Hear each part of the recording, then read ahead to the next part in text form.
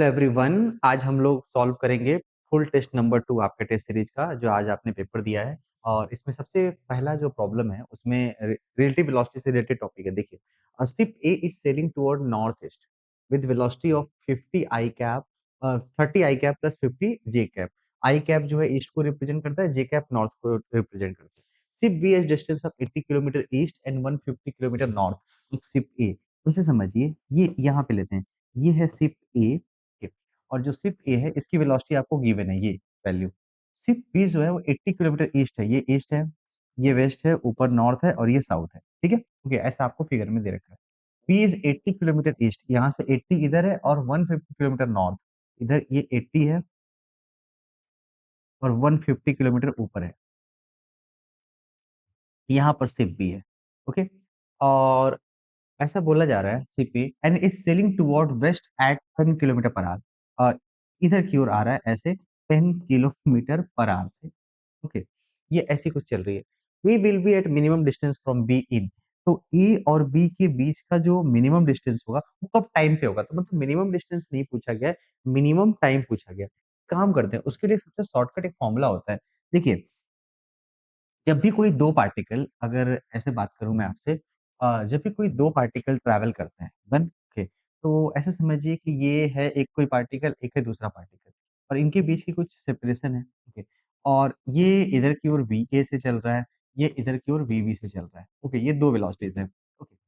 अगर मैं बोलूँ कि बी को रेस्ट पे रख दिया जाए, ओके, और ए को चलाया गया, ए जो चलेगा वो वीए और वीबी के वेक्टर सम से चलेगा, वीए और वीबी के वेक्टर सम से चलेगा। तो इन केस कि ये जो वीएबी से चल रहा है, मान लो ये ऐसा चला और ये है वेलोसिटी वीएबी इस डायरेक्शन में, तो ये तो कभी भी नहीं मिलेगा ना। तो इससे अगर हम परपेंडिकुलर डालते हैं, तो ये होगा इसका मिनिमम डिस्टेंस, और ये कब आएगा उसके लिए इसका एंगल निकाल लो, ओके? ये थीटा, और इनके बीच की डिस्टेंस थी स्टार्टिंग में डी था, या आर मान के चलो, ये इसको लिख दो आर ए बी। ठीक, तो एक काम करते हैं, मुझे ये टाइम बताना है कि यहाँ पे कितना होगा। जो टाइम होगा वो तो ये डी आर ए बी का, आर ए बी इंटू ये कॉस थीटा अपॉन स्पीड आएगी वी ए बी, ऐसा लिख सकते हैं। ठीक। अब cos theta R A B और वी ए बी के बीच का एंगल है, तो इसको हम ऐसे लिख सकते हैं R A B upon V A B into इन दोनों का dot product R A B into V A B, A dot B दोनों का वेक्टर अपॉन दोनों का magnitude, R A B vector का magnitude into V A B का magnitude. अब ये आर ए बी कैंसिल हो जाएगा और इन दोनों का पोजिशन वेक्टर मतलब R vector into relative velocity vector upon magnitude of relative velocity whole square. इसे हम फॉर्मूले की तरह याद रखेंगे। समझ गए? ओके, तो ये एक फॉर्मूला है जो आपको याद रखना चाहिए। ओके, इस प्रॉब्लम में ये यहाँ पे यूज होगा, time corresponding to max minimum separation. तो अगर मुझे velocity of A with respect to B निकालना होगा, तो अब बताओ क्या होगा? वी ए बी, ये बताओ किसके इक्वल होगा? वी ए जो है वो 30 आई प्लस 50 जे कैप है, ओके? और इसमें से माइनस करना है वीबी, और वीबी खुद माइनस है, माइनस 10 आई कैप है, तो माइनस माइनस प्लस हो जाएगा 10 आई कैप। ये बन जाएगा 40 i cap plus 50 J cap. Clear? Okay, और position of A with respect to B कितना है? Position of A with respect to B है, ओके, या B with respect to A है, इसको हम 80 आई कैप माइनस प्लस से कोई फर्क नहीं पड़ता, प्लस 150 जे कैप। ये तो समझ पा रहे हो? ओके, टाइम बताना है कोरिस्पॉन्डिंग टू मिनिमम डिस्टेंस, वो आएगा इन दोनों का डॉट प्रोडक्ट, ओके? तो ये आएगा 30 I plus 50 J, okay, dot 80 I plus 150 J upon V A B का होल स्क्वायर आएगा 30 स्क्वायर प्लस 50 स्क्वायर। बस यही आंसर है आपका, और किलोमीटर पर आवर में लिखे हो तो आंसर आर में आ जाएगा, इसमें ज्यादा करने की कोई जरूरत है नहीं। तो ये कितना आएगा? 2400 plus 7500 upon upon 30 square plus 50 square, ये आएगा 900 और प्लस 2500। ओके, ये डबल जीरो तो कैंसिल हो जाएगा। ओके, 75 प्लस 24 ये आएगा 99 अपॉन 34, 99 बाई 34, ये आएगा 2 पॉइंट समथिंग, कितना आ रहा है? 2 पॉइंट, हाँ 2.6 आर के आसपास आएगा, ठीक है? लगभग लगभग इतने आर्स, जिसको हम अप्रोक्सीमेटली 2.6 आर लिख सकते हैं। 3 तो आ नहीं रहा है, ओके? 3 से कम आएगा लेकिन 2.2 से ज़्यादा आ रहा है, इतना तो कन्फर्म। तो ये आपका पहला क्वेश्चन बन गया, थोड़ा-सा लेंथी था, ओके, अच्छे का सवाल थे, हर क्वेश्चन को आपको करना भी नहीं होता। नेक्स्ट क्वेश्चन की ओर आते हैं, 1 joule of energy in a system where unit of mass is 100 gram, unit of length is 10 centimetre, unit of time is इतना, विल बी इक्वल टू। तो एक बात बताइए, 1 जूल क्या होता है? 1 केजी मीटर स्क्वायर पर सेकंड स्क्वायर, यही होता है, ओके। लेकिन अब यहाँ पे हम लोग केजी की जगह 100 ग्राम लिखेंगे, okay, 100 gram into metre square की जगह हम रख देते हैं 10 सेंटीमीटर होल स्क्वायर, ओके, और नीचे क्या होगा? Upon 5 times of second whole square, यही होगा, ओके। तो अगर इसको सॉल्व किया जाए तो ये किसके इक्वल होगा? 1 ग्राम इंटू 10 सेंटीमीटर अपॉन 5, 5 का होल स्क्वायर कर दीजिए फटाफट, 5। तो इसको करने के लिए आप एक काम करते हैं, इसको इस यूनिट में मुझे कन्वर्ट करना है 100 ग्राम में। लेकिन प्रॉब्लम क्या है कि ये जो 1 केजी है वो 100 ग्राम नहीं होगा, 1000 ग्राम होगा। तो पहले एक काम करो, नॉर्मल यूनिट लिख लो। 1000 ग्राम 1 मीटर को 100 सेंटीमीटर लिखो, ओके। और यहाँ पर सेकंड को सेकंड ही रहने दो, इसमें तो कुछ करने की जरूरत है नहीं। 5 मत लिखिए, 5 बाद में लिखेंगे। तो ये बन जाएगा 10 टू द पावर 3 और ये 10 to the power 4, total 10 to the power 7 gram centimetre square upon क्या होगा? सेकंड स्क्वायर, इतना हो गया। बट मुझे जो यूनिट है वो है 100 ग्राम। इसको 100 ग्राम करना होगा तो ऐसे लिखते हैं, यहाँ से 100 चुरा लो, ओके। तो इसको हमने यहाँ पे लिख दिया 100 ग्राम, इसको ऐसे ही रहने दो, ओके। तो 100 ग्राम 100 से मल्टीप्लाई किया तो 100 से डिवाइड भी तो करेंगे, ओके। तो हमने 100 से डिवाइड कर दिया, ये 100, ये 10 टू द पावर 7 ही रहने दिया, ओके। सेंटीमीटर स्क्वायर, अब सेंटीमीटर कितना है? 10 सेंटीमीटर। तो 10 सेंटीमीटर का मतलब 10 स्क्वायर से ऊपर मल्टीप्लाई कर देंगे, 10 का स्क्वायर से डिवाइड भी करेंगे तो नीचे 100 आ जाएगा, ओके। इंटू इंटू यहाँ 5 सेकंड स्क्वायर होना चाहिए, तो नीचे 5 सेकंड स्क्वायर होगा, तो 5 का स्क्वायर यानी कि ऊपर 25 से गुना करना पड़ेगा। देखो ये और ये फैक्टर कैंसल होंगे, ये 100 से ये 100 जाएगा, ये 10 के स्क्वायर से 100 जाएगा। तो ये तो बन गई आपकी यूनिट, ओके। अब बचा क्या? 10 टू द पावर 4, इससे कैंसल होके 10 टू द पावर 3 हो जाएगा और 25 यहाँ पे होगा। तो 25 into 10 to the power 3 units, okay. ये बन जाएगा आपकी उस यूनिट में वैल्यू 25,000, 25,000 आपका कौन-सा ऑप्शन होगा? सेकंड हो जाएगा। क्लियर? अगले पार्ट की ओर बढ़ते हैं।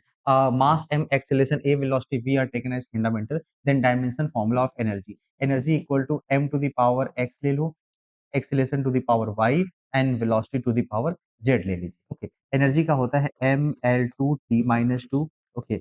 और यहाँ पे m to the power x, acceleration है lt-2 और वेलोसिटी इसकी पावर y हो जाएगी, ओके। और वेलोसिटी हो जाएगा lt-1 to the power z, okay. तो टोटल m की पावर यहाँ पे x है, तो x इक्वल टू 1 हो गया, ओके। और l की पावर इधर 2 है और इधर l की पावर है y प्लस z, ओके। और t की पावर देखते हैं, t की पावर यहाँ पे -2 है एंड -2 इक्वल टू यहाँ पे -2y और -z, ओके। तो 2y प्लस z यहाँ से सॉल्व करते हैं, 2y plus z is equal to 2, okay. And y plus z is equal to again 2, y plus Z equal to 2। इसको सॉल्व करोगे तो y 0 आएगा और z आ जाएगा 2, ओके। z आएगा 2, तो y 0 z 2 x 1, okay. x 1 हो गया तो m की पावर तो 1 हो गई, m की पावर 1 हो गई, ओके। a की पावर 0 है तो a की पावर 0 यहाँ पे है, तो m v स्क्वायर और a टू द पावर 0, बस काम कंप्लीट हो गया आपका। अगले पार्ट की ओर बढ़ते हैं। The acceleration time graph of a particle is shown in the figure, और इनिशियल वेलोसिटी आपको दे रखी है 5 metre per second, velocity at 7 second यहाँ पे बताना है। एक बात बताइए, अगर आप इसकी एरिया निकालते हैं, चेंज इन वेलोसिटी होता है, ये तो v माइनस यू होगा, v माइनस 5 होगा, तो फाइनल वेलोसिटी जो होगी वो 5 प्लस एरिया होगी, यही तो है ना? 5 प्लस क्या होगा? एरिया। अब ये किसके इक्वल है? देखो ये ऊपर की एरिया प्लस है और उतना ही नीचे की एरिया माइनस है, तो कैंसिल हो जाएगा, ओके। ये ट्रायंगल की एरिया जितनी माइनस होगी उतनी प्लस होगी, ये भी कैंसिल हो जाएगा। बचेगा ये दोनों एरिया, इसकी एरिया होगी 1 इंटू 2 2 और प्लस 1 टोटल 3 हो जाएगा। अब यहाँ पे 3 एरिया रखेंगे तो 5 प्लस 3 आंसर कितना आएगा? आंसर आ जाएगा 8 मीटर पर सेकंड। ये बहुत ही बेसिक सा प्रॉब्लम था, ओके। थर्ड ऑप्शन इसका करेक्ट हो जाएगा। अगले पार्ट की ओर बढ़ते हैं। An elevator cabin of height 1.2 metre starts ascending with the acceleration of 2 metre per second square. तो देखो ऐसे केस में इसका जो इफेक्टिव एक्सेलरेशन हो जाएगा वो होता है जी प्लस ए, ऊपर जाने पे 10 तो नॉर्मल एक्सेलरेशन है प्लस 2, क्या ये 12 मीटर पर सेकंड स्क्वायर होगा, ओके। अब जब वहां से एक कोई 1 second after the start a loose bolt start falling from the ceiling, the time after which the bolt will hit the floor, of elevator. काम करते हैं, एच हाइट से गिरने का टाइम क्या होता है, under root two H by G. But G की जगह बस जी इफेक्टिव लिख दो, हम with respect to elevator solve कर रहे हैं। और उसकी हाइट कितनी है, केबिन की हाइट होगी 1.2 metre, okay, divided by 12। Okay, इसको सॉल्व कर लेंगे, अंडर रूट 2/10, तो 1/√5, 1/√5 सेकंड। ऑप्शन नंबर कौन सा करेक्ट हो जाएगा, फर्स्ट। ओके, अगले पार्ट की ओर बढ़ते हैं। एक वेक्टर है which is making angle of 45 degree 60 degree with X and Y axis respectively, then unit vector along the given vector is. तो कोई ऐसा वेक्टर जो एक्स एक्सिस से कुछ एंगल बनाता है, वाई से बनाता है, जेड से कुछ बनाता है, तो उन तीनों के बीच में एक रिलेशन होता है, वो होता है cos square alpha plus cos square beta. Okay, cos square alpha plus cos square beta plus cos square gamma. Okay, cos square gamma equal to 1। Gamma जो है जेड एक्सिस से एंगल होता है। तो पहले ये 45 रखोगे तो 1/2 आएगा, जब 60 रखोगे तो 1/4 आएगा, plus cos square gamma equal to 1। ये 1/2 इधर जाएगा, तो आंसर आ जाएगा cos square gamma equal to 1 minus 1/2, 1/2 minus 1/4, answer is 1/4। और कॉस गामा की वैल्यू 1/2 आ जाएगी, और गामा जो हो जाएगा वो 60 डिग्री हो जाएगा। यानी जेड एक्सिस से उस वेक्टर का एंगल 60 डिग्री है। अब उसका यूनिट वेक्टर लिखना है, तो यूनिट वेक्टर लिखते समय क्या लिखोगे, जो कॉस अल्फा है आई कैप, डायरेक्शन कोसाइन इसको बोलते हैं, कॉस बीटा के साथ जे कैप, एंड कॉस गामा के साथ क्या लिखेंगे, के कैप। कॉस अल्फा कितना है, 45, 1/√2 आई कैप, प्लस कॉस बीटा कितना है, बीटा इज 60 डिग्री, यानी 1/2 जे कैप और 1/2 के कैप। ये है पूरी कहानी, 1/√2, 1/2 और 1/2, 1/√2, 1/2 और 1/2, कौन सा ऑप्शन है, वो है option number second. Clear, okay. अब अगला, spotlight S rotate in the horizontal plane with constant angular velocity of 0.1 radian per second. The spot He moves along the wall at distance 3 metre, मतलब यहाँ से 3 metre पे यहाँ पे spot घूम रहा है। Okay, what is the velocity in metre per second of spot P when theta is equal to, मतलब इधर की ओर इसकी वेलोसिटी निकालनी है। तो काम करिए, अभी के लिए मान लो कि ये डिस्टेंस है x, ओके। तो इस रिलेशन में आपको ये पता है x निकालना है, तो tan थीटा अगर हम यूज करें, tan थीटा किसके इक्वल होगा, tan थीटा होगा perpendicular by base 3 divide by x। Okay, तो x equal to tan theta जो होगा वो 3 डिवाइड बाई क्या होगा, x हो जाएगा, ठीक है, ओके। तो अब यहाँ से x निकालोगे तो x equal to 3/tan theta, फिर 3 cot थीटा लिख सकते हैं। ओके, अब मुझे वेलोसिटी निकालनी है, x की एंड थीटा इज चेंजिंग, क्या आप dx बाई dt निकाल सकते हैं, dx बाई dt होता है 3, tan थीटा का डिफरेंशिएशन होता है sec स्क्वायर थीटा, इसका डिफरेंशिएशन हो जाएगा cosec स्क्वायर थीटा, और थीटा का फिर से d थीटा बाई dt करेंगे। ओके, ये तो बन जाएगा ओमेगा। ओके, यही वेलोसिटी है स्पॉट की, 3 into omega into cosec square theta. Okay, 3 into omega है 0.1 radian per second, into cosec square theta, cosec square 45 degree. अब एक बात बताइए, साइन 45 की वैल्यू √2, 1/√2, इसकी वैल्यू √2 का होल स्क्वायर, ये तो 2 बन जाएगा, तो ये 0.6 आ जाएगा। ओके, इसकी यूनिट होगी मीटर पर सेकंड। ओके, पहला ऑप्शन ही आपका करेक्ट हो जाएगा। क्लियर, नेक्स्ट पार्ट की ओर बढ़ते हैं। A block of mass 25 kg is raised slowly in the two different ways by a 50 kg man. Okay, as shown in the figure. What is the action force by floor on the two cases? मतलब ये जो floor है ये कितना force लगाएगा? इस case में mg और टेंशन दोनों नीचे लगेगा, और नॉर्मल फोर्स ऊपर लगेगा। तो नॉर्मल फोर्स जो होगा वो टेंशन प्लस mg के इक्वल हो जाएगा। टेंशन जो होगा वो वेट के बराबर होगा, जो कि 25 kg, यानी कि 250, और प्लस mg कितना है 500। ये टोटल मिलके कितना हो जाएगा, टोटल मिलके आ जाएगा 750 न्यूटन। ओके, लेकिन जब इस केस में हम बात करेंगे तो इसमें टेंशन फोर्स ऊपर लगेगा, और नॉर्मल भी ऊपर लगेगा, और mg नीचे लगेगा। ओके, तो normal plus tension 250 equal to mg 500। तो इस केस में जो फ्लोर का नॉर्मल फोर्स आएगा वो 250 न्यूटन के बराबर आ जाएगा। तो ऑप्शन कौन सा करेक्ट हो जाएगा, सेकंड ऑप्शन करेक्ट हो जाएगा, क्योंकि 750 आया था, दोनों में इक्वल नहीं होगा। ओके, दोनों में इक्वल नहीं होगा, एक बार टेंशन ऊपर लग रहा है तो नॉर्मल फोर्स कम हो जाएगा। ओके, चलिए अगले पार्ट की ओर बढ़ते हैं। A ball is released from the rest from point P on smooth semi spherical surface. Okay, the ratio of centripetal force to normal force, ये एक मतलब स्टैंडर्ड रिजल्ट है, ये कांस्टेंट होता है सेंट्रीपिटल फोर्स और नॉर्मल रिएक्शन का ratio. इसका ऑप्शन तो सी होगा, क्योंकि कांस्टेंट है, it is not going to change with the angle theta और अल्फा। ओके, कैसे आएगा, जब तुम यहाँ से छोड़े हो तो ये नीचे जाएगा, जब ये नीचे जाएगा और इसकी रेडियस अगर r है, तो इसकी स्पीड कितनी होगी नीचे आने पे? v square equal to under root 2gh। ये h कितना होगा? ये r होगा, ये r cos थीटा, ये r sin theta, under root 2g r sin theta. यही तो होगा स्पीड, क्योंकि इनिशियल स्पीड 0 थी। अब एक बात बताओ, जब ये यहाँ पे आएगा तो इसका नॉर्मल फोर्स किसके इक्वल होगा? Normal force is equal to, okay, एक तो M V square by R, okay, और प्लस एम जी का कौन सा कॉम्पोनेंट? एम जी नीचे लग रहा होगा, तो ये एंगल अल्फा है, तो ये भी अल्फा होगा। ऐसे देखिए, ये टेंजेंट होगा तो ये भी अल्फा होगा, okay. M G cos theta, M G sine theta, okay, तो M V square by R plus M G sine theta, या थीटा की जगह अल्फा लिख दो यहाँ पे, अगर थीटा, चलो मैं थीटा ही रख देता हूँ, कोई बात नहीं, थीटा के टर्म में बात कर लेते हैं। ये नॉर्मल फोर्स है। अब वी स्क्वायर जो है वो two M G sine theta है, तो नॉर्मल फोर्स किसके इक्वल हो जाएगा? नॉर्मल फोर्स हो जाएगा M G sine theta, sorry, two M G sine theta और plus M G sine theta. ये कैसे आया? मैंने वी स्क्वायर की ये वैल्यू लाके पुट कर दी, ओके। तो नॉर्मल फोर्स आ गया 3 times of M G sine theta, okay. Normal force 3 M G sine theta आ गया। सेंट्रीपिटल फोर्स किसके इक्वल है? सेंट्रीपिटल फोर्स है M V square by R किसी भी पॉइंट पे, बट एम बाई आर और वी स्क्वायर की वैल्यू कितनी है? 2 G R sine theta, 2 G R sine theta. अब आर से आर कैंसिल हो जाएगा, आंसर हो जाएगा 2 mg साइन थीटा।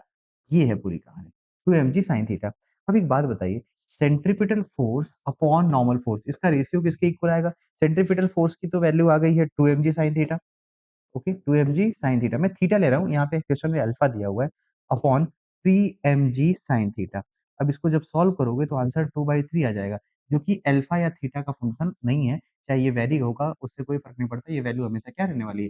कांस्टेंट रहने वाली है, थीटा या अल्फा के साथ नहीं बढ़ेगा। क्लियर? ओके, चलिए अगले पार्ट की ओर। A person brings a mass 1 kg from infinity to a point, initially the mass was at rest, but it moved with the speed of 2 meter per second as it reaches to point A. Work done by the person on the mass is minus 3 joule. ये बताना है potential of ए क्या होगा। तो काम करिए, जो work done है वो change in kinetic energy plus change in potential energy, यही तो होता है, okay.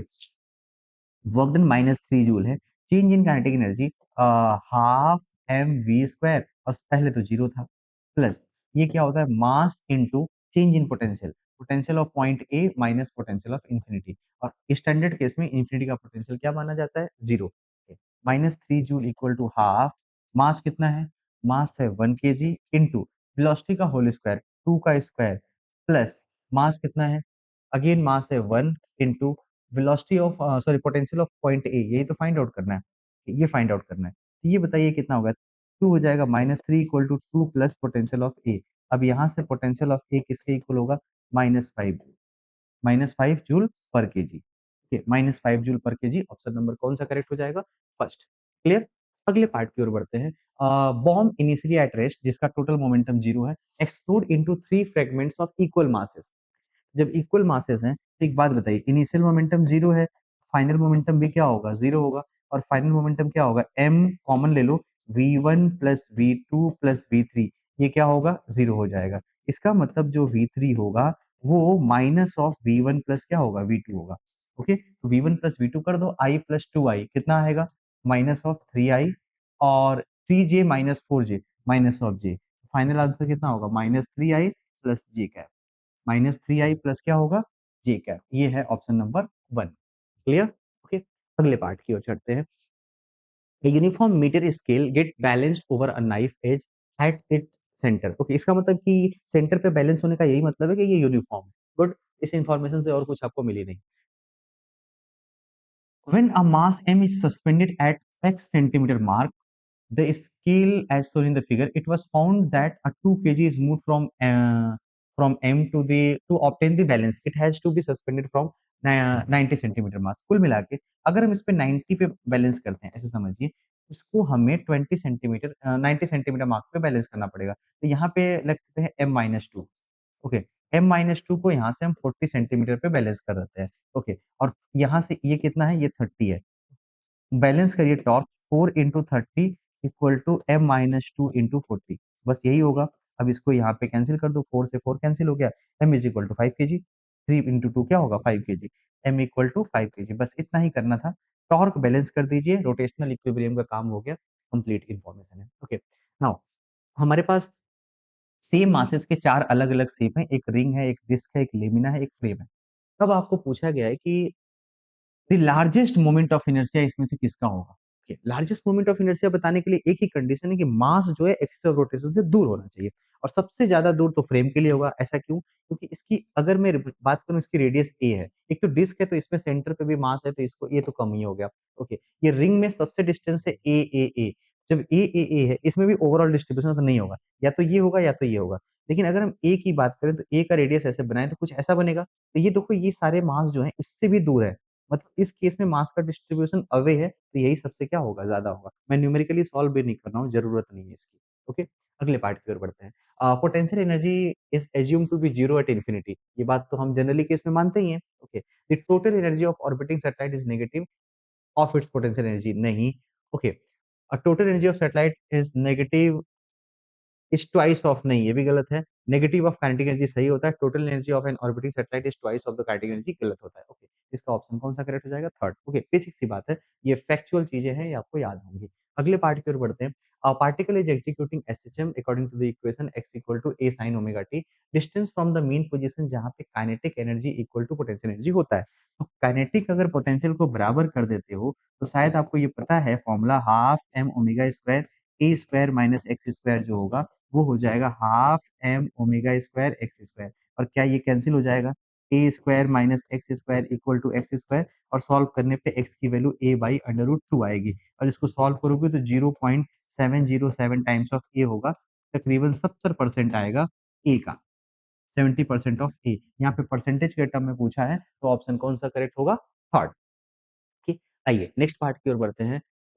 Diameter of wire is stretched by force of 144 Newton. Okay, between the two bridges at distance of 50 centimeter is 1 mm. Okay, if it produces 4 beat per second with a tuning fork while vibrating in fundamental load, on reducing the tension to 121 newton again 4 beat as form. मतलब कि पहले वो 4 ज्यादा था, अब 4 कम हो गया, मतलब 8 का अंतर हो गया अगर आप बेसिक तरीके से समझे तो मान लीजिए कि इसकी फ्रीक्वेंसी है एफ नॉट। तो एफ नॉट पहले थी ट्यूनिंग फॉक की। ट्यूनिंग फॉक की जो फ्रीक्वेंसी है एफ नॉट है, तो जो उसकी पहली एफ वन की फ्रीक्वेंसी है ये एफ नॉट प्लस फोर है, और इसकी वैल्यू है under root 1/12 under root T by mu, 1/12 under root T one by mu. Okay, ऐसे ही एफ टू की अगर बात करें तो एफ नॉट माइनस फोर होगा, और ये होगा 1/12 under root T two by mu. Okay, अब इसको जरा हम सॉल्व करें, तो ये बताइए F one by F two, F naught plus four by F naught minus four equal to under root T one by क्या आएगा? T two. और अंडर रूट टी वन कितना है? ज्यादा टेंशन है 144 अपॉन जो सेकंड टेंशन है 121। Okay, ये आएगा 12/11। ओके, तो मुझे सॉल्व करना है, क्रॉस मल्टीप्लाई कर लो। 11 F naught plus 44 44 equal to 12 F naught minus 48। Okay, ये इधर चला जाएगा, इसको सॉल्व कर लीजिए, यानी कि F naught is equal to 44 plus 48, 44 plus 48, ये आ जाएगा 92 हर्ट्ज। ओके, कितना आएगा? 92 हर्ट्ज। ओके, ऑप्शन नंबर कौन सा करेक्ट होगा? फोर्थ। ओके, अगले पार्ट की ओर बढ़ते हैं। अ black The temperature of a black body, temperature of a black body is increased by 20%. Okay, पहले टेम्परेचर T था, अब T डैश हो गया 1.2 टाइम्स ऑफ T। डन। तो कितना इंक्रीज होगा रेडिएशन में? इंक्रीज इन रेडिएशन कितना होता है? भाई रेडिएशन जो होता है वो directly proportional to T power 4 होता है, यानी कि ये हो जाएगा 1.2 to the power 4 into T. ये हो जाएगा 1.4 4 का होल स्क्वायर, जो लगभग-लगभग 2 के आसपास आएगा। ओके, तो जो चेंज आएगा, पहले तो 1 था। ओके, तो ये 1 था, तो ये 2 फैक्टर माइनस 1 तकरीबन 1 आएगा, मतलब परसेंटेज चेंज कितने के आसपास आएगा? 100% के इक्वल आ जाएगा। अगर आपको डायरेक्टली सॉल्व करना है, ऐसे नहीं कर पा रहे हैं, तो ऐसे लिखिएगा percentage change in the radiation power, ये आएगा P2 minus P1 by P1 into 100। इसे सॉल्व करते हैं, और इसको आप ऐसे लिखेंगे T2 to the power 4 minus T1 to the power 4 by T1 to the power 4 into 100, ये आएगा T2 by T1 to the power 4 minus 1 multiplied by क्या होता है? 100। ओके, और T2 बाई T1 ये कितने का है? 1.2 to the power 4 minus 1 multiplied by 100। Okay, मैंने यही सॉल्व किया, मैंने बस ये लास्ट वाला डेटा सॉल्व कर लिया। देखिए 1.2 टू द पावर 4 जो कि लगभग लगभग 2 आएगा, ओके, उसमें से एक माइनस कर दिया, एक बचा, मल्टीप्लाइड बाय 100, 100% का चेंज आएगा, या यूं कहें कि ये वैल्यू डबल हो जाएगी। ओके, आगे बढ़ते हैं। The RMS speed of hydrogen molecule at a certain temperature is 300 meter per second. If temperature is doubled, okay, and hydrogen gas dissolve into atomic hydrogen, मतलब कि इसका मास आधा हो गया। टी डैश को हमने 2t कर दिया और m डैश को आप m/2 कर दिए। ओके, तो आरएमएस स्पीड जो होता है वो √3 RT/m होता है। तो अब बताइए v डैश किसके इक्वल होगा? √3 RT डैश जो होगा वो 2t, और m डैश किसके इक्वल होगा? m/2। ये ऊपर जाएगा, 4 से मल्टीप्लाई होगा, या 2 टाइम्स ऑफ √3 RT/m होगा, या 2 टाइम्स ऑफ v होगा। और पुरानी स्पीड कितनी थी? 300, 2 इंटू 300, ये आएगा 600 मीटर पर सेकेंड। कितना आएगा? 600 मीटर पर सेकेंड। क्लियर? ठीक, अगले पार्ट की ओर बढ़ते हैं। Consider a gas of triatomic molecule, the molecule are assume to be triangular in the shape, जैसा कि आपको दिया गया है। आपको बताना है the internal energy of a mole of gas at temperature T. एक मोल गैस का टी टेम्परेचर पे कितनी आपकी क्या होगी? Okay, sorry. Okay, internal energy का फॉर्मूला क्या होता है? ये तो होता है F/2 nRT। ओके, F कितना है? ट्राइएटॉमिक है तो 6 ले लेते हैं। 6/2, नंबर ऑफ मोल 1 है, R को R लिख दो और इंटू T कर दो, ये तो फॉर्मूला हो जाएगा 3RT। ओके, क्या बनेगा ये? 3RT। ऑप्शन नंबर फर्स्ट ही करेक्ट हो गया। चलिए अगले पार्ट की ओर बढ़ते हैं। नेक्स्ट जो है 20, volume of a gas is reduced 1/4 two of its initial volume, जो कि 27 डिग्री पे था। गामा की वैल्यू दे रखी है, then new temperature is equal to. तो हम क्या करने वाले हैं? न्यू टेम्परेचर आपको याद है, T1 V1 to the power gamma minus one equal to T2 V2 to the power gamma minus one. T1 जो टेम्परेचर है वो 300 है, V1 जो है V है, गामा माइनस वन जो है 0.4 है। ओके, और T2 आपको फाइंड आउट करना है, इनटू वॉल्यूम 1/4 यानी V/4 टाइम्स ऑफ 0.4। ओके, ये 0.4 V power 0.4, V power 0.4 cancel हो गया। T2 equal to 300 into 4 to the power 0.4, 4 to the power 0.4। Option कौन सा करेक्ट होगा? Second. Clear? Simple relation use करना था। ओके, यहाँ पे आते हैं। A gas at a given temperature T naught expands isothermally, okay, by 1% of its volume V naught. Okay, given that R is the gas constant, the increase in internal energy, wow, increase in internal energy किसी भी case में F/2 nR delta T होता है। Delta T change in temperature है, और isothermal process से change in temperature होगा ही नहीं, तो इंटरनल एनर्जी का चेंज भी कितना हो जाएगा? 0 हो जाएगा। ओके, अगले केस में आते हैं। नेक्स्ट केस में rain drop with radius 0.2 mm falls from a cloud of height 200 meter above the, assume that drop is spherical throughout the fall and force of buoyancy may be neglected। एक important बात है कि buoyancy को हम नहीं ले रहे हैं, वैसे भी लेते भी नहीं है। जब हमसे न्यूमेरिकल में रेन ड्रॉप की स्पीड पूछी जाती है, कोई भी टर्मिनल स्पीड पूछी जाती है, शायद आपको फॉर्मूला याद है, 2/9 R square sigma minus rho G by eta. क्या ये फॉर्मूला जानते हो? और मैंने आपको क्लासरूम में भी बताया है कि जब आप रेन ड्रॉप की बात करेंगे, तो रेन ड्रॉप जो गिरेगा उसकी डेंसिटी होती है 1000 केजी पर मीटर क्यूब, और एयर की डेंसिटी तो बहुत कम होती है ना एज कम्पेयर टू वाटर की डेंसिटी, वो होता है 1.3। तो 1000 में 1 माइनस करोगे तो कोई फायदा ही नहीं होगा, इसको आप नेग्लेक्ट कर देते हैं। यही बात यहाँ पे बोला गया है कि नेग्लेक्ट कर दीजिए। तो हम तो वैसे भी करने वाले थे, 2/9 R square sigma G divide by eta. Clear? Approximate formula ये। अब इसको सॉल्व करिए, 2/9 इंटू आर स्क्वायर, रेडियस कितनी है? 0.2 mm, 2 इंटू 10⁻³ 2 इंटू 10⁻⁻4 हो जाएगा, सॉरी, इसका whole square into sigma. Density density होगी 10⁻³ इंटू जी 10 अपॉन ईटा। ईटा की वैल्यू कितनी है? ईटा की जो वैल्यू है वो 1.2 है। ठीक, अब इसको सॉल्व कर लीजिए, ये 2 का स्क्वायर 4 हो जाएगा, 4 इंटू 2 8, ये कैंसिल होगा, और 1/2, तो 9/1.2 अराउंड 4। हाँ, तो 4 के आस-पास तो आ रहा है, 43 आएगा कि 4 आएगा, इसको सॉल्व करते हैं। 10⁻⁻8 ये सॉल्व होके, ठीक है, सॉल्व कर लीजिएगा, यही आएगा, 4.94 के आस-पास आ रहा है। क्लियर? चलिए अगले पार्ट की ओर बढ़ते हैं। 2 इक्वल positive charges Q are fixed at the points 0, A, okay, and 0, -A।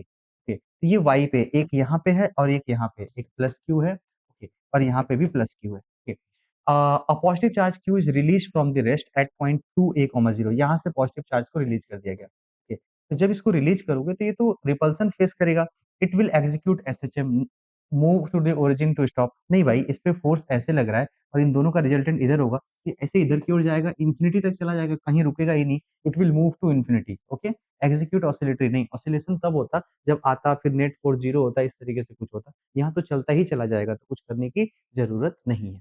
Okay, अगले पार्ट में two equal charges Q are placed at distance two A, एक क्यू है, एक और क्यू है, और इनके बीच की डिस्टेंस टू ए है, और third charge minus two Q played at mid point, ये माइनस टू क्यू को हम मिड पॉइंट पे रखें, मतलब ये डिस्टेंस ए हो जाएगा और ये भी क्या हो जाएगा ए। पोटेंशियल एनर्जी ऑफ सिस्टम देखो, इसका इसका पेयर बनाओ, इसका इसका बनाओ, इसका इसका बनाओ, इन दोनों का बनेगा क्या, K Q square by two A plus K Q minus two Q upon बीच की डिस्टेंस कितनी हो जाएगी ए, और ऐसा दो बनेंगे, ऐसा क्या बनेंगे, दो बनेंगे। ओके, ये माइनस इसलिए आया क्योंकि यहाँ पे माइनस टू क्यू था। अब इन पोटेंशियल एनर्जी को ऐड कर दो, ये हो जाएगा फोर, और फोर और वन बाई टू, ये तो सेवन बाई टू आ जाएगा, के की जगह one by four pi epsilon naught करो, ऑप्शन नंबर क्या आ जाएगा, थ्री आ जाएगा। Clear. Now equipotential surfaces are parallel to YZ plane, YZ plane के पैरेलल है equipotential surface. Okay, then direction of electric field इसके परपेंडिकुलर, और वाई जेड के परपेंडिकुलर क्या होता है, एक्स होता है, तो इलेक्ट्रिक फील्ड क्या होती है, एक्स एक्सिस की तरफ होगी। ओके, वाई जेड के पैरेलल क्या होता है, एक्स एक्सिस होता है। Now okay, capacitance of isolated conducting sphere of radius r1 becomes n times. पहले तो आइसोलेटेड कैपेसिटर क्या होता है, C1 इसको लिख लेते हैं, ये होगा 4 पाई एप्सिलॉन नॉट। ओके, अब ये n टाइम्स हो जाता है जब इसको इनक्लोज कर दिया जाता है R2 रेडियस से, R2 रेडियस से इनक्लोज करने का मतलब होगा 4 pi epsilon not, okay, R1 R2 by R2 minus R1, यही होगा, और ये n टाइम्स ऑफ C1 होगा, ऐसा आपको बताया जा रहा है। n टाइप्स ऑफ C1 होगा, इसका मतलब R1 R2 by R2 minus R1 is equal to n times of R1, 4 pi epsilon naught, 4 pi epsilon naught cancel हो जाएगा। अब यहाँ से आपको R2 बाई R1 निकालना है। ओके, R1 से यहाँ पे डिवाइड कर दो, ये तो R1 R1 कैंसिल हो गया। Okay, R2 by R2 minus R1 equal to N। Okay, R2 equal to NR2 minus NR1। Okay, अब मुझे क्या निकालना है, R2 divided by R1, R2 divide by R1, तो R1 से डिवाइड कर दो सबको। Okay, R2 by R1 equal to N times of R2 by R1, और माइनस क्या होगा N, ये N इधर जाएगा और N माइनस वन, तो ये रेशियो आएगा n by n minus one. Okay, R2 by R1 is equal to R2 by R1 is equal to n by n minus one, इसको सॉल्व करके देख लीजिएगा। ओके, चलिए अगले पार्ट की ओर बढ़ते हैं, 27। Same mass of copper is drawn into the two wires of 2 mm and 3 mm thickness. Okay. Thickness का मतलब हम रेडियस मान के चल रहे हैं। Okay. एक बात बताइए, सेम मास है तो सेम वॉल्यूम होगा, तो सेम वॉल्यूम होगा, तो अगर आपकी रेडियस अलग अलग है, एक 2 mm है, तो इसकी एरिया को 2 mm को हम 4 टाइम्स ऑफ एरिया मान लेते हैं, और 3 mm को 9 टाइम्स ऑफ एरिया मान लेते हैं। ऐसा हम क्यों कर रहे हैं, क्योंकि वो मतलब जो एरिया होता है वो रेडियस का स्क्वायर होता है। चलिए, अगर वॉल्यूम सेम है तो एरिया इंटू लेंथ सेम होगा। अगर इसका एरिया 4a है तो मैं इसके लेंथ लेंथ को 9l मान लूं, और इसके लेंथ को 4l मान लूं, तभी तो सेम सेम होगा इन दोनों का प्रोडक्ट, ऐसे रेसिप्रोकल में मान लिया। Now, two wires are connected in series. Current passes through them. Okay. The ratio of heat produced. तो सीरीज में हीट जो होता है, करंट तो सेम है, तो heat directly proportional to R होगा, क्योंकि हीट का जो फॉर्मूला होता है वो तो आई स्क्वायर आर टी होता है ना। ओके, आई तो सेम ही होगा, आर के प्रोपोर्शनल होगा, और आर किसके इक्वल होता है, rho L by A. Okay, तो अब रो एल बाई ए, अच्छा हाँ, ये भी करने की जरूरत नहीं है। अगर आपके पास हीट जो है directly proportional to L by A हो गया, इसको हम ऐसे लिख सकते हैं क्या, एल इंटू एक और एल लिख दो, और अपॉन एरिया इंटू लेंथ, ये तो वॉल्यूम हो गया, और वॉल्यूम सेम है, इसका मतलब heat directly proportional to L square, और हीट H1 बाई H2 जो होगा वो L1 बाई L2 का होल स्क्वायर लिख सकते हैं। ओके, L1 होगा 9 और L2 होगा 4, 4L। ओके, इसका होल स्क्वायर ये आएगा 81 by 16। Okay, 81 by 16। Clear. Okay, इस तरीके से कर सकते थे, और भी सारे फॉर्मूले थे, आपको जो समझ में आया होगा वो आपने कर लिया होगा। ठीक है, जैसा भी है फॉर्मूला सेम था, आई स्क्वायर आर टी। अगले पार्ट की ओर बढ़ते हैं। देखिए, सिंपल केवीएल लगाना है इसके अंदर। ओके, अब सिंपल केवीएल लगाना है, आइए देखते हैं, दो लूप्स हैं और दोनों की इक्वेशन दे रखी है, कौन सा सही है। तो ऐसे देखो, पहले तो हम इस डायरेक्शन में केवीएल लगाते हैं ऐसे, ये I1 गया, तो ये 4 है और ये 3 है, 4 और 3 7, तो -7 I1, पहले तो ऐसा कर दिया। अब बैटरी का पोटेंशियल है +10 वोल्ट और -4 वोल्ट, तो +10 - 6, +10 - 6 कितना आएगा? +10 - 6 आ जाएगा +4। ओके, और यहाँ पे क्या होगा? -2 i2, -2 i2 इक्वल टू 0। पहले ये इक्वेशन देखो वही है, 7 i1, 7 i1 -2 i2 +4 equal to 0। पहले तो ये आ गया, एक इक्वेशन तो बन गया। अब इसको देखिए ध्यान से, क्या होगा ऐसे, तो ये देखो 7 और 5 12 हो गया, 12 i3 होना चाहिए। 12 i3 माइनस में है, गुड। और इधर से इधर जा रहे हैं तो 2 i2, i2 तो नहीं है, i1 है। अच्छा, तो i1 तो ये अच्छा, ये बड़े वाले में है, इस तरीके से पूरा लगा दिया। ओके गुड, तो फिर क्या, फिर तो सही है।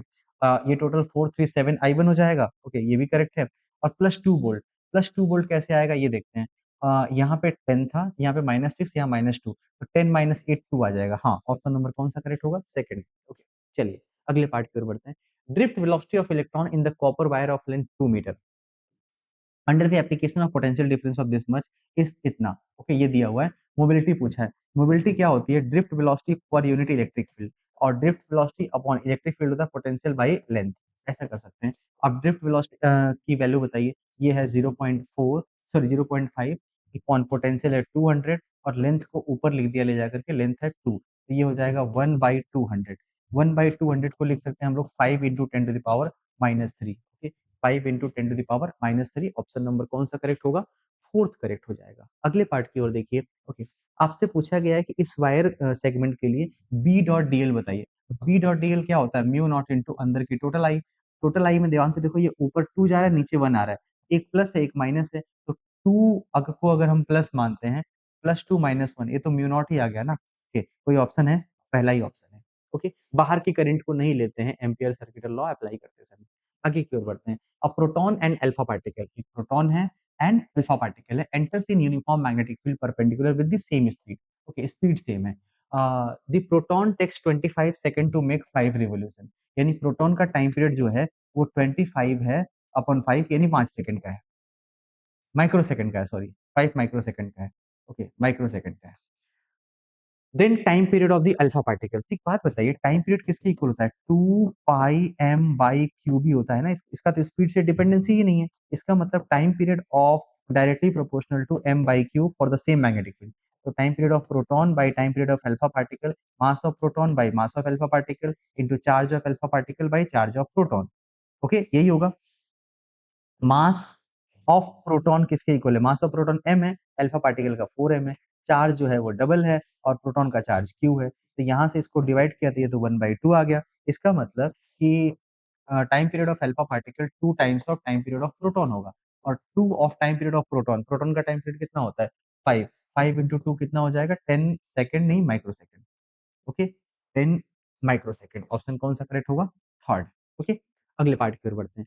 To resistance of 10 ohm and 20 ohm and inductor 5 ohm are connected by battery of 2 volt, ऐसा कुछ किया गया। ओके, टी इक्वल टू 0 पे व्हेन के is switched, so K is closed, the initial current in the current through the battery is, कितना जाएगा current? एक बात बताइए, जैसे ही अगर आपने इस स्विच को बंद किया है, इंडक्टर की एक बिहेवियर होती है, इंडक्टर करंट के चेंज को अपोज करता है, मतलब सडन चेंज ऑफ करंट नहीं आएगा, और जब सडन चेंज नहीं आएगा तो इसके अंदर तो कोई करंट ही नहीं जाएगा, तो जो आपका पाथ बनेगा, इफेक्टिव पाथ, वो कुछ ऐसा बनेगा, यूं ऐसा कुछ करंट जाएगा इस तरीके से। Clear? इसके रास्ते में जो 2 रेजिस्टेंस आएँगे वो दोनों सीरीज कॉम्बिनेशन में आ जाएँगे, सेम करंट। तो 10 प्लस 20 ये किसके इक्वल होगा? 30 ओम। और अब बताइए इसके अंदर करंट किसके इक्वल होगा? V बाई टोटल रेजिस्टेंस, और वोल्टेज कितना है? वोल्टेज है 2 और टोटल रेजिस्टेंस है 30। 2/30 किसके इक्वल होगा? 1/15 एम्पीयर, 1/15 एम्पीयर। ऑप्शन कौन सा करेक्ट होगा? थर्ड। क्लियर? अगले पार्ट की ओर देखते हैं। देखिए, एक करंट टाइम का ग्राफ दिया है, इंड्यूस्ड ईएमएफ का ग्राफ बताना है। इंड्यूस्ड ईएमएफ तो होता है -LdI/dt। अरे वाह! ये तो सिंपल सी बात है। देखिए, LdI/dt में यहाँ का स्लोप कांस्टेंट है बट पॉजिटिव है, तो ईएमएफ कांस्टेंट आएगा बट नेगेटिव आएगा, कांस्टेंट आएगा बट नेगेटिव। यहाँ पे स्लोप नेगेटिव है, कांस्टेंट है, तो ईएमएफ पॉजिटिव कांस्टेंट आएगा। यहाँ स्लोप 0 है तो ईएमएफ आएगा ही नहीं। ऑप्शन कौन सा करेक्ट हो जाएगा? सेकंड। ये तो देख के बता सकते थे आप। ठीक है, अगले पार्ट की ओर बढ़ते हैं। एक स्टेप डाउन ट्रांसफार्मर है that reduces the voltage of transmission line from 2200 volt to 220 volt. Okay, the power delivered by it is 88 volt and its efficiency is 88%। अरे वाह! तो उसकी एक्चुअल एफिशिएंसी बताइए क्या है? एक्चुअल एफिशिएंसी जो है P इसका 88% 888 वॉट है। तो इसका एक्चुअल जो इनपुट पावर था ये तो 1000 वॉट था और 1000 वॉट क्या था? Primary current into primary voltage. जो इनपुट करंट इनपुट वोल्टेज जो था वो 1000 था। तो अब बताइए प्राइमरी करंट पूछा गया है क्या होगा इनपुट करंट? तो 1000 wattage upon supply voltage. Supply voltage था 2200। ओके, ये 10 बाई 22 हो जाएगा। ओके, अब 10 बाई 22 किसके इक्वल आएगा? 10 बाई 22 इसको सॉल्व करोगे 0.5 आता, 0.5 से भी कम आएगा, 0.45 आ जाएगा। ओके, ऑप्शन नंबर क्या आएगा? 3। Next part, a double convex lens made of the glass जिसका रिफ्रैक्टिव इंडेक्स दे रखा है, इसकी रेडियस दे रखी है, incident rays are parallel to the axis, it will converge at the distance of. कुल मिला के फोकस पे कन्वर्ज होगा और इसकी फोकस फोकस क्या होती है? r by 2 times of mu minus 1। Radius कितनी है? 20 upon 2 times of mu. Mu is 1.5 minus 1। ये फॉर्मूला डायरेक्ट आपको याद रखना था। इसका सॉल्व करने के बाद आंसर आ गया 20 सेंटीमीटर। मतलब कि जो कन्वर्जिंग लेंथ होगा, कन्वर्जिंग पॉइंट होगा, वो 20 सेंटीमीटर के ऊपर होगा। ओके, अगले पार्ट की ओर। The angle of a prism is 30 degree. Okay, or if one of the refracting surface is silvered, okay, light rays incident on the surface at an angle of incidence of 60 degree of the first surface। ठीक है, ऐसा कुछ है। ये 30 degree है। Okay, और यहाँ पे लाइट आती है 60 डिग्री पे, ऐसे। ये 60 डिग्री पे लाइट आ रही है। Okay, on the first surface and reflect back through the same path. तो कुछ ऐसा होगा। ये एक बात बताइए, इसको सिल्वर्ड कर दिया गया। ओके, तो यहाँ से रिफ्लेक्ट बैक तभी होगा जब इसके 90 डिग्री पे आएगा। तो जब ये 90 डिग्री पे आएगा तो ये 60 बनेगा, क्योंकि 30 है तो फिर ये एंगल भी क्या होगा? 30। और इसका रिफ्लेक्टिव इंडेक्स पूछा गया है। ये I बन गया और ये R बन गया। 1 sin I equal to mu sine R. Angle of reflection कितना है? 30। साइन आई कितना होता है? √3/2। म्यू साइन आर कितना होता है? 1/2। म्यू की वैल्यू किसके इक्वल हो गई? √3 के इक्वल हो गई। ऑप्शन कौन सा करेक्ट होगा? सेकंड ऑप्शन आपके लिए करेक्ट हो जाएगा। ओके, अगले पार्ट की ओर बढ़ते हैं। एक young slit double slit experiment है जिसका वेवलेंथ है 5000 एंगस्ट्रॉम और ये फ्रिंज बनाता है 0.5 mm का। द अनदर मोनोक्रोमैटिक लाइट जो 6000 एंगस्ट्रॉम का है, अब उससे हम नया फ्रिंज विड्थ बताते हैं। तो कहोगे कि सर ये तो बहुत आसान है। 5000 से 0.5 था तो 6000 से 0.6 होगा। लेकिन एक प्रॉब्लम है, the separation between slit is also doubled. जब सेपरेशन डबल करोगे तो इसका फॉर्मूला क्या होता है? इसका फॉर्मूला होता है lambda capital D by small D. और इसको इसको अगर सेपरेशन बिटवीन द स्लिट मतलब इसको डबल करेंगे तो बीटा आधा हो जाएगा ना। ये जो होना चाहिए था उसका हाफ होगा, यानी आंसर कितना होगा? 0.3। आंसर कितना होगा? 0.3। लैम्डा की वजह से ये डबल 0.6 हुआ और स्मॉल डी के हाफ होने की वजह से वो 0.3 हो गया। ओके, चलिए आइए। Two polaroids are placed in the path of unpolarized beam of intensity 2 I naught such that no light is emitted from the second polaroid। इसका मतलब क्या है कि पहली पोलराइड तो थी और जो दूसरा पोलराइड है इनके इनके बीच का एंगल 90 डिग्री है। तभी तो cos square theta cos theta 0 हो जाएगा। ओके, अब क्या हुआ? तीसरा पोलराइड में रख दिया गया इसके इसके बीच में और इनके इनके बीच का एंगल थीटा है। इनके-इनके बीच का एंगल 90 माइनस थीटा होगा। इतना तो कन्फर्म हो रहा है। ठीक है। तो अगर हम यहाँ से 2 आई नॉट लेके जाते हैं, इसमें आई नॉट होगा और इसमें होगा I nought cos square theta.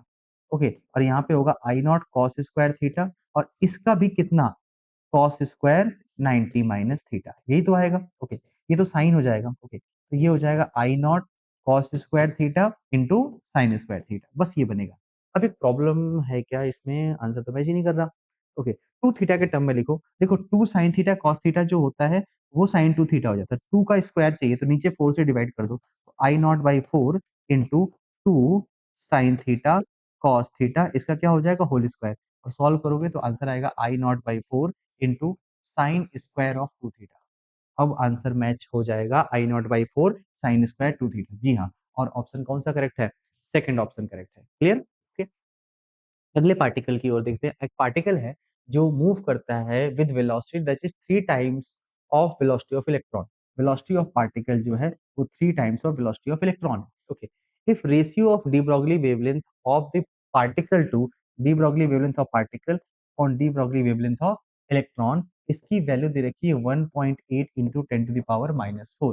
तो मास बताना है। ये बताइए लैम्डा क्या होता है? h upon P. तो h upon mv mass of particle into velocity of particle into h upon mass of electron into velocity of electron. ये तो क्लियर है, h और h तो कैंसिल हो गया। मास ऑफ पार्टिकल बताना है मुझे, करते हैं mass of electron by mass of particle into velocity of electron by velocity of particle one third होगा। इसको हम ऐसा कर देते हैं 1/3। अब बताइए मास ऑफ पार्टिकल किसके इक्वल होगा, mass of electron upon 3 into 1.8 into 10⁻⁻⁴, यही तो आएगा। ओके, अब मास ऑफ इलेक्ट्रॉन कितना है, ये है 9.1 into 10⁻⁻31 kg upon 3 into 1.8 into 10⁻⁻⁴, ये ऊपर चला जाएगा तो ये आएगा 10⁻⁻27। ओके, -27। अब इसमें बताना है कौन सा होगा। ये बताइए, ये अराउंड 6 के आसपास आएगा, 5.7 के आसपास आएगा। 9.1 बाई 5.7 ये आएगा 1.6, 1.6 इंटू 10⁻⁻27, मतलब वो पार्टिकल प्रोटॉन था। वो पार्टिकल क्या था? प्रोटॉन था। अगले पार्टिकल बढ़ते हैं। स्टॉपिंग पोटेंशियल वर्सेस फ्रीक्वेंसी जो दे रखी है, ग्राफ दे रखा है, ओके, और आपको बताना है कि किसका स्लोप क्या होगा। तो देखो, इसका जो स्लोप होता है, ये होता है मैक्सिमम काइनेटिक एनर्जी। तो ऐसे समझिए, मैक्सिमम काइनेटिक एनर्जी किसके इक्वल होता है? मैक्सिमम काइनेटिक एनर्जी होती है energy E minus work function 5। Okay, और ई को हम क्या लिखेंगे? H F minus 5। इसका स्लोप तो एच होगा। तो इस दूसरे वाले का जो स्लोप होगा, स्लोप ऑफ लाइन 2, ये होगा एच। तो स्लोप ऑफ लाइन 2 होगा एच। ओके, और इसी को अगर हम ई वी एस लिख दें, तो ई से डिवाइड कर दें, तो स्टॉपिंग पोटेंशियल का एच बाई ई हो जाएगा। तो पहले वाले का स्लोप एच बाई ई होगा। ओके, तो ए का तो 2 आएगा, ए का 2 आएगा, ये तो एक ही है, बी का 1 आ जाएगा, यही है। ओके, और इसका जो स्लोप होता है, इसका इंटरसेप्ट जो होता है वर्क फंक्शन होता है, और इसका intercept work function by E होता है। ओके, ऑप्शन कौन सा करेक्ट हो जाएगा? थर्ड। बाकी आप मैच कर लीजिएगा। यहाँ पे डब्ल्यू से वर्क फंक्शन बताया गया, कंफ्यूजन नहीं होनी चाहिए आपको। Next part, magnetic moment of orbital electron in the first orbit of hydrogen atom is mu B. Okay, then magnetic moment in the second orbit. देखिए, magnetic moment directly proportional to N होता है। Okay, अगर N को हम 2 times करेंगे, तो जो आपका मैग्नेटिक मोमेंट होगा, ये भी कितना हो जाएगा? 2 टाइम्स। तो पहले म्यू था, अब कितना हो जाएगा? 2 टाइम्स ऑफ म्यू भी हो जाएगा। ओके, कुछ खास करने की ज़रूरत नहीं थी। यहाँ पे देखते हैं, एक सर्किट है और इसमें इनपुट्स दिए गए हैं। ये ए है, ये बी है, ऑर गेट है, यहाँ पे नॉर गेट है। तो ए प्लस बी का बार आएगा और यहाँ से सी आ जाएगा, और इन दोनों का प्रोडक्ट है, तो यह वाई आ जाएगा, ए प्लस बी बार, ए प्लस बी बार इंटू सी। ओके, हम डिमॉर्गन से इसको ऐसे लिख सकते हैं, ए बार बी बार इंटू सी, ऐसा लिख सकते हैं। अब देखिए, high for all the low inputs, मतलब कि सब जीरो जीरो कर दो, तो जीरो करोगे तो वन वन जीरो, ये तो आंसर जीरो आ गया, ये पहला गलत हो गया। Okay, high for all high inputs, high मतलब वन, और ऑल हाई मतलब ए बी सी तीनों हाई है। तो अगर ए बी सी तीनों हाई, तो ये भी जीरो, ए बार जीरो, तो zero into any value will give you zero, ये तो गलत हो गया। Okay, when high when A equal to zero, A equal to zero है तो ए बार वन हो गया। ओके, बी जीरो है तो बी बार भी वन हो गया, और सी वन है, सी वन, तो one into one into one, ये बात तो सही है। High when A equal to this, B equal to zero, C equal to one. अगर ए बी जीरो है, ओके, तो अच्छा ये तो सेम है, तो इसका मतलब ये तो वन आया, तो इसको लो तो हो ही नहीं सकता, हाई हो जाएगा। तो ऑप्शन नंबर कौन सा करेक्ट होगा? थर्ड करेक्ट हो जाएगा। अगले पार्ट की ओर बढ़ते हैं। देखिए, when a diode is forward bias, it has voltage drop of 0.45 volt. Okay, safe limit of current through diode is 10 milliampere, इससे ज्यादा नहीं होना चाहिए, और 1.5 वोल्ट की बैटरी आपने लगा दी है। मिनिमम रेजिस्टेंस कितना होगा? डायोड के साथ कितना रेजिस्टेंस कनेक्ट करेंगे? एक बात बताइए, ये 1.5 तो गायब हो गया, 1.5 था, कुल वोल्टेज बचा 1 वोल्ट का, और V इक्वल टू क्या होता है? आई इंटू आर। आई है 10 मिली एम्पियर इंटू बाकी का क्या होगा? आर। अब आर इक्वल टू क्या होगा? 1/10 मिली एम्पियर है, तो ये किलो ओम आ जाएगा। ओके, या फिर 1000/10, 100 ओम आ जाएगा। ओके, कितना आएगा? 100 ओम। अगले पार्ट की ओर बढ़ते हैं। The space inside a straight wire, straight current carrying solenoid is filled with a magnetic material, जिसकी ससेप्टिबिलिटी आपको दे रखी है। Okay, what is the fractional increase in magnetic field? तो सुनिए, सबसे पहले मैग्नेटिक फील्ड जो था वो म्यू नॉट एन आई था। बाद की जो मैग्नेटिक फील्ड हो जाएगी बी टू, ये हो जाएगी mu R mu naught N I. Clear? अब बताइए, जो चेंज होगा वो B two minus B one होगा, और फ्रैक्शनल चेंज होगा बी वन से डिवाइड। ओके, ये बन जाएगा म्यू आर म्यू नॉट, सब कुछ तो कैंसिल हो जाएगा, minus mu naught upon mu naught. Okay, ये आएगा mu R minus one.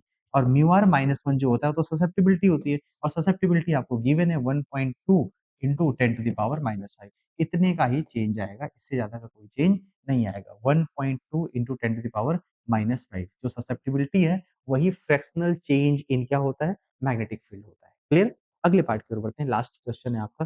Parallel plate capacitor है जिसकी एरिया ए है, ओके, और separation between plate is D and इसको चार्ज किया जाता है करंट आई से। अगर हम एक प्लेन कंसीडर करते हैं जिसकी एरिया a बाई 4 होती है, ओके? a बाई 4 होती है और इसको सिमेट्रिकली ड्रॉ किया गया बिटवीन द प्लेट, तो डिस्प्लेसमेंट करंट क्या होता है? तो जब एरिया ऑफ द प्लेन छोटा है कैपेसिटर के एरिया से, तो जो डिस्प्लेसमेंट करंट होता है डायरेक्टली प्रोपोर्शनल टू फ्लक्स होता है। फ्लक्स डायरेक्टली प्रोपोर्शनल टू क्या होगा? एरिया। तो अगर एरिया 1/4 होगा, तो करंट भी किसके इक्वल हो जाएगा? 1/4 के इक्वल हो जाएगा। तो ऑप्शन यहाँ पे कौन-सा करेक्ट हो जाएगा? Third, okay. तो ये था आपका आज का पेपर का डिस्कशन। आई होप कि आप लोग अच्छा किए होंगे। मिलते हैं हम लोग अगले पेपर में। Okay, thank you.